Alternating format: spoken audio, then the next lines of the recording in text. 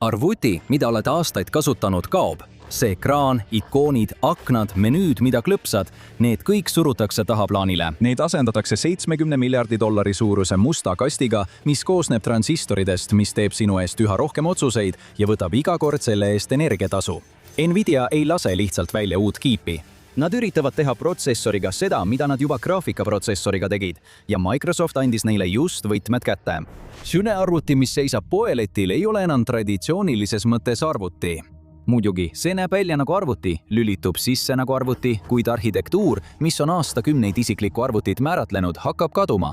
Selle keskmes on kiip, mida Nvidia nimetab RTX Spark-X.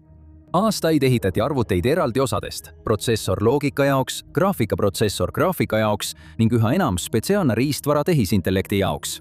Andmed liikusid pidevalt nende vahel. Nvidia koondas kõik selle ühele ränikiibile. Tulemuseks on süsteem, mis käitub vähem nagu komponentide kogum ja rohkem nagu üks arvutusorganism. Kõik jagavad sama mälu, kõik töötavad sama andmekogumi pealt. Nvidia väidab, et see suudab teha 1000 triljonit arvutust iga sekund.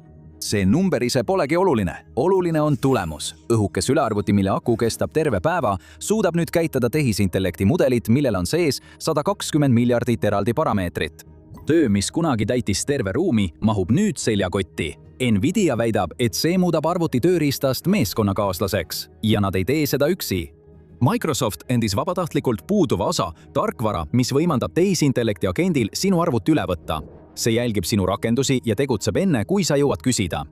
Töölaud, ikoonid ning failid ja kaustad, mida oled terve elu kasutanud, on endiselt olemas. Lihtsalt need ei ole enam juhtpositsioonil. 2 põlvkonda oli protsessor isikliku arvuti keskmes. Nüüd on see vaid kõrvalosa täitja. Ja ettevõte, kelle nimi oli peaaegu iga arvuti sees maailmas, ei kaotanud seda lahingut sinu töölaual. See kaotas selle hoopis palju suuremas kohas.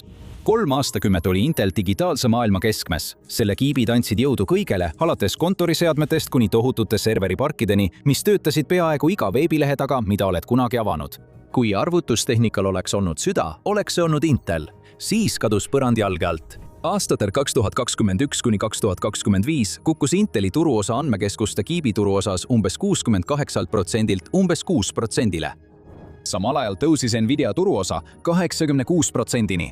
Üks ettevõte võttis turu praktiliselt üle. 2026 aasta juuniks oli Nvidia väärtus umbes 5 triljonit dollarit. See oli planeedi kõige väärtuslikum ettevõte. Ühtegi ettevõtet pole ajaloo jooksul nii kõrgelt hinnatud ja keegi pole sellele ligilähedalegi jõudnud. Kui RTX Spark avalikustati, reageerisid turud koheselt. Nvidia aktsia tõusis samal ajal kui AMD, Inteli ja Qualcommi aktsiad langesid. 10 aastaid ehitasid Intel ja AMD kiipe X86 nime kandva disaini põhjal. Selle tugevus seisnes käskude järjestikuses võimalikult kiires täitmises. Just seda traditsiooniline tarkvara vajas. Tehisintellekt mängib hoopis teistsugust mängu. Selle asemel, et täita pikka käskude ahelat, teeb see tohutul hulgal lihtsaid arvutusi korraga. Siin oli Nvidial teiste ees eelis. Nende graafikakiibid olid juba loodud tuhandete probleemide samaaegseks lahendamiseks.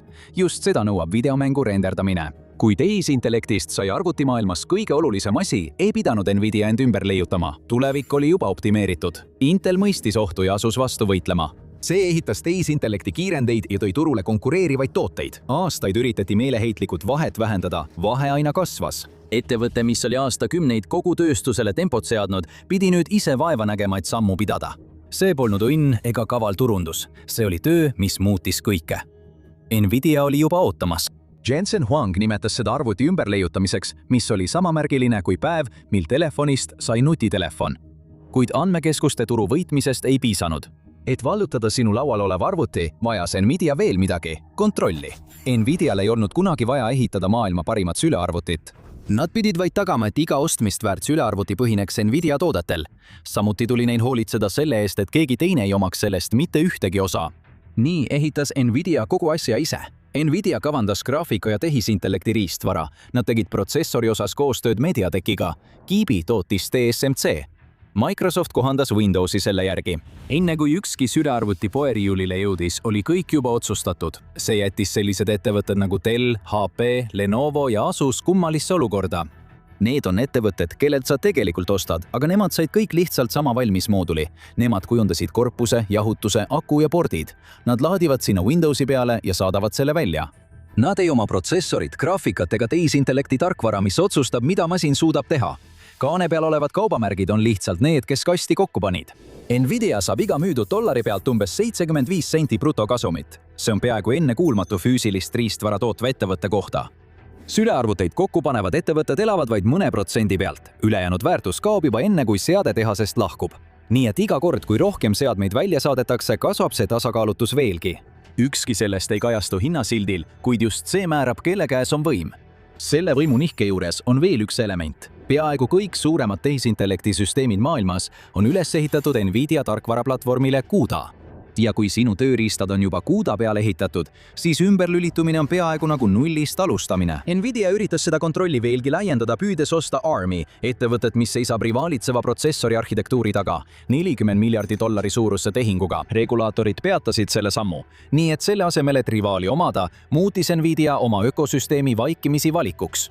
Ja tööstus lihtsalt kohanes sellega. See on täpselt sama samm, mida ettevõtted varem tegid. Graafikakaartidega neelas Nvidia endasse väärtuse, mida varem jagasid kõik, kes neid ehitasid.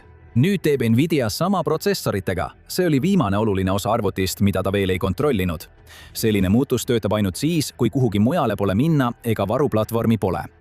Selle järgmise osa lahendas Microsoft. Sinu praegune sülearvuti võib juba olla tulevikust välja jäetud ja sa ei saaks sellest ekraani järgi kuidagi aru. Et kasutada Windowsi uut tehisintellekti funktsioonide lainet, vajab arvuti nüüd spetsiaalset AI-kiipi, mille võimsus on vähemalt 40 topsi. See näitab, kui palju tehisintellekti arvutusi see suudab igal sekundil töödelda. Samuti on vaja 16 gigabaiti mälu ja 256 gigabaiti salvestusruumi, millele paljud vanemad arvutid ei vasta. Kui ületad lävendi, lülituvad funktsioonid sisse. Kui jääd alla, siis need kolivad lihtsalt pilve või ei tööta üldse. Need ei ole tühised lisad. Need on sellised asjad nagu reaalajas tõlge rääkimise ajal, pildigeneratsioon sinu seadmes, nutikamad otsinguvõimalused ja mälu, mis suudab vaadata tagasi kogu sinu tööle. Mitte miski sellest ei tööta ilma riistvarata, mida Microsoft nõuab. Kui nõuded välja kuulutati, olid neid täitvad kiibid ARMid, mitte Inteli omad. Nii hakkas kogu tööstus liikuma ARMi suunas. See oli sama alus, millele Nvidia ja tema partnerid juba ehitasid. Ajastus oli kõike muud kui peen. Microsoft lõpetas kogu Windows 10 toe 2025 aasta oktoobris. See üksi sundis tohutu hulga inimesi ostma midagi uut, olenemata sellest, kas nad seda tahtsid või mitte. Tulemuseks oli suur uuendus, suurim sunnitud riistvara vahetus, mida tööstus oli aastate jooksul näinud, ja kõige paremini vastusid nõuetele masinad, mis olid ehitatud Nvidia disaini põhjal. Vanemad x86 jaoks kirjutatud programmid ei tööta nendel uutel kiipidel otse. Windows tõlgib neid jooksvalt läbi kihi nimega Prism, nii et need avanevad siiski. Need lihtsalt töötavad aeglasemalt ja ei kasuta kunagi kogu all oleva kiibi võimsust. Vana tarkvara töötab külalisena. Loomulikult ületasid RTX Sparki müüginumbrid Microsofti seatud lävendi. Lävend on 40 topsi ja Nvidia ütleb, et see kiip jõuab üle 1000. See on üle 20 korra rohkem kui Windows nõuab ja see ongi asja mõte. See kiip ei ole loodud selleks, et vaevu tänastele nõuetele vastata. See on loodud selleks, mis tuleb pärast neid. Kõik, mis jääb sellest piirist allapoole, on juba ajast maha jäänud. Sellel tasemel suudab kiip käitada tehisintellekti mudeleid, mis on tavalise sülearvuti jaoks liiga suured ning hoida assistenti pidevalt töös isegi siis, kui sa klaviatuuri taga ei ole. Kui enamik uut tarkvara hakatakse vaikimisi sellel kõrgemal tasemel looma, ei ole uuendamine enam valikuline. Sellised uued arvutid ei jää kunagi täielikult seisma. Tehisintellekti assistendid on osaliselt ärkvel, oodates, et midagi teha. Mõned süsteemid on isegi loodud töötama öö läbi, lõpetades pikad ülesanded siis, kui sa magad. Sellel on oma hind. Kui suur see hind on, selle üle on palju vaieldud.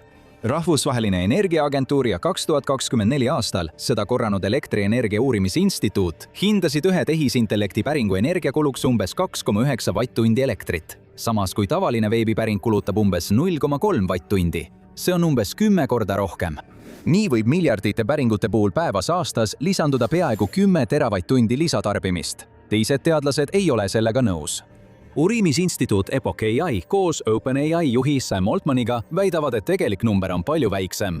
Nad väitsid, et uuemad mudelid on tüüpilise päringu energiakulu viinud tagasi tavalise otsingu tasemele. Seega langeb kulu küsimuse kohta kiiresti. Aga kui tihti me kesime, see kasvab. Majanduses on vana idee, et kui miski muutub odavamaks ja lihtsamini kasutatavaks, siis inimesed ei kasuta seda vähem. Nad kasutavad seda hoopis rohkem ja kogu tarbimine kasvab ikkagi. Abeline, kelle kutsumine ei nõua mingit pingutust, kasutatakse pidevalt, isegi väikeste ülesannete jaoks, mille puhul sa poleks varem arvutit tülitanud. Nii et kulu ei asu kuskil kauges andmekeskuses, mille peale sa kunagi ei mõtle. See on sinu süles. seade läheb kuumemaks, ventilaator käivitub sagedamini, akuu, mis varem kestis terve päeva, hakkab juba pärastlõunaks laadijat nõudma ja mõjud ilmnevad ka mujal. Microsofti enda heitkogused on alates 2020 aastast tõusnud peaaegu 30%, mida põhjustavad neid süsteeme käitavad andmekeskused. Mida võimekamaks tarkvara muutub, seda rohkem elektrit see iga kasutuskorra ajal taustal kulutab. See on probleem, millega iga ettevõte korraga silmitsi seisis. Traditsiooniline protsessor on suurepärane reeglite järgimisel. See läbib juhiseid ükshaaval järjestikku, tehes selge jah või ei otsuse. See sobis ideaalselt kõigeks, alates tabelarvutusest kuni lennupiletite broneerimiseni, kus iga samm ootab eelmist. Kaasaegne tehisintellekt ei mõtle üldse selgete sammudena. See töötab oletuste põhjal. See teeb tohutul hulgal lihtsaid arvutusi miljardite väärtuste peal, et jõuda vastuseni, mis kõige paremini sobib. Iga sõna, mille tehisintellekt kirjutab, käivitab uue hindamisvooru, kus korraga kontrollitakse miljardeid numbreid. Üks ainus lühike vastus võib vajada triljoneid selliseid pisikesi arvutusi. Siin pole mingit selget loogilist jada, mida järgida, on vaid tohutu hulk võimalusi, mis lahendatakse hetkega. Selline töö nõuab hoopis teistsugust protsessorit. Sa ei taha, et üks ainus protsessor lahendaks probleeme ükshaaval. Sa vajad tuhandeid väikseid töötajaid, kes teevad sama lihtsat arvutust üheaegselt. Traditsiooniline protsessor ei kao kuhugi. See lihtsalt muutub koordinaatoriks, jagades töö palju suuremale tehisintellekti osale ja tegeledes väikeste ülesannetega, mis vajavad endiselt ranget järjekorda ja täpsust. Tuhandete nende arvutuste paralleelselt käivitamine, mitte vaid mõne järjestikune töötlemine, võimaldabki kogu selle töö mahutada sülearvutisse, mitte ladusse. Ja kui masin hakkab mõtlemist tegema, hakkab ka inimene, kes seda varem tegi, muutuma. Aastakümneid tähendas arvuti kasutamine seda, et sa pidid teadma, kus asjad asuvad. Sa avasid programmi, otsisid kaustadest, klõpsasid menüüsid ja seadsid kõik ise üles. Nende uute masinate assistent on loodud selleks, et kõik see kaoks. Kui talle piisavalt aega anda, siis ta mäletab eilset tööd. Eilse töö valib õige tööriista ülesande täitmiseks ja annab tagasi valmis tulemuse. Selleks ajaks, kui sa isegi istud, võib assistent olla juba sinu sõnumid sorteerinud, lihtsad vastused koostanud ja järjekorda seadnud selle, mis tema arvates järgmisena oluline on. Töölaua, mis oli täis aknaid ja mida pidid varem ise haldama, võtab nüüd üle taustal töötav süsteem. Sa ei kaota täielikult kontrolli, sa võid ikka mõne sammu tagasi lükata. Ka tuuma läheb just see nähtav kontroll, mis vanemat ajastut iseloomustas. Teadmine, kus failid asuvad, teadmine, mis töötab, teadmine, miks masin teeb seda, mida ta teeb. Kiip, mis mõtlemise eest vastutas, oli alati suletud kast, kuhu keegi sisse ei näinud. Nüüd on ka viis, kuidas sa temaga suhtled, suletud. Arusaam, mille inimesed oma arvutite töökohta endale lõid, muutub järjest vähem vajalikuks. Ja oskus, mida sa ei kasuta, on oskus, mille sa unustad. Sülearvuti, mis osteti 2024 või 2025 aasta alguses, on juba reliikvia. Kui selle lahti teed, näed endiselt, kuidas see töötab. Saad seadeid käsitsi muuta. Sa saad muuta faile, mis kontrollivad selle käitumist. See kuulus sulle ja see allus sulle. Kogu töö, mida RTX Spark Keep teeb, toimub suletud kastis. Selle kogu mõtlemine põhineb tõenäosustel, mitte kindlatel reeglitel. Tarkvara kuulub Nvidia ja Microsofti duopolile. Sina annad sellele eesmärgi ja assistent tegutseb. Töölaud on endiselt olemas, lihtsalt vanemate programmide jaoks. See ei ole enam koht, kus arvuti tegelikult töötab. Vanasse mudelisse ei ole lihtsat tagasiteed. Tarkvara kirjutatakse sellele riistvarale, mis seda kõige paremini käitab. Kasutajad lähevad sinna, kuhu tarkvara läheb. Vanemad masinad jäävad maha ja muutuvad üleliigseks. Personaalarvuti kui kasutaja omanduses ja kasutuses oleva üldotstarbelise tööriistaajastu hakkab lõppema. Seda asendab süsteem, kus intelligentsus ja ligipääs sõltuvad sellest, mida sinu masin suudab käitada ning keegi peale Nvidia ei näe täielikult, kuidas see oma tulemusi loob. Tegelik lõhe ei ole tehniline, vaid ligipääsus. Kes saab sellega mõelda ja kes jääb maha? Nvidia ja Microsoft hakkavad kogu turgu enda kätte haarama ning see mõjutab sinu võimalust endale lubada seda, mis sinu arvuti sees on. Vaata videot, tõeline põhjus, miks RAM-i hinnad tõusevad ja olukord halveneb, või klõpsa sellele videole.